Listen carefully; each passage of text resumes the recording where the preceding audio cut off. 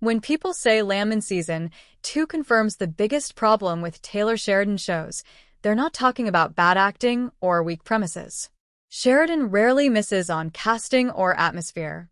The issue is structural. It's a pattern that keeps surfacing across his projects. Explosive beginnings, compelling moral frameworks, and then an increasing reliance on escalation over evolution. Season 2 of Landman makes that pattern hard to ignore. The show started as a grounded exploration of power inside the oil industry.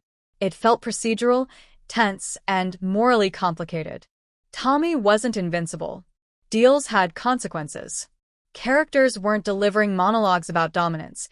They were navigating survival inside a system that chewed people up. That realism gave the series weight. But Season 2 shifts from tension to spectacle.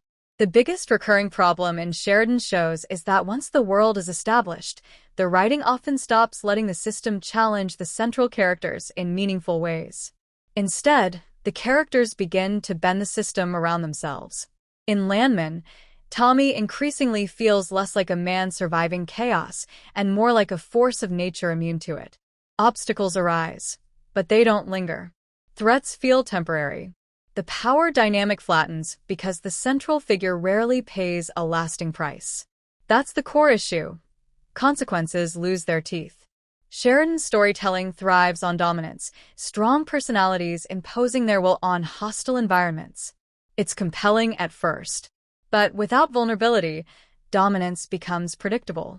In Season 2, several major conflicts resolve in ways that preserve the status quo rather than destabilize it. The emotional and financial fallout that should ripple outward often dissipates quickly. This isn't just about Tommy. It affects the entire ensemble. Cooper's internal moral conflict, which once felt like the beating heart of the show, accelerates unnaturally. Instead of slowly grappling with the cost of becoming like his father, he seems to transition with surprising smoothness. That removes tension, because the struggle was the interesting part. When the struggle fades, so does complexity. Another recurring Sheridan issue confirmed here is pacing imbalance. His shows often start intimate and controlled, then expand too fast. Storylines multiply. External threats escalate. Dramatic moments stack on top of each other. But emotional processing doesn't scale at the same speed. Season 2 of Landman introduces high-stakes turns that would feel seismic if the narrative paused long enough to explore their impact. Instead, it keeps moving. There's also a thematic drift. The early promise of Landman was its critique of institutional greed and the illusion of control within massive corporate systems. Season 2 sometimes sidelines that exploration in favor of character bravado. When systemic commentary fades, the show risks becoming a series of power plays without philosophical weight. That doesn't mean Season 2 is devoid of strengths. The performances remain strong.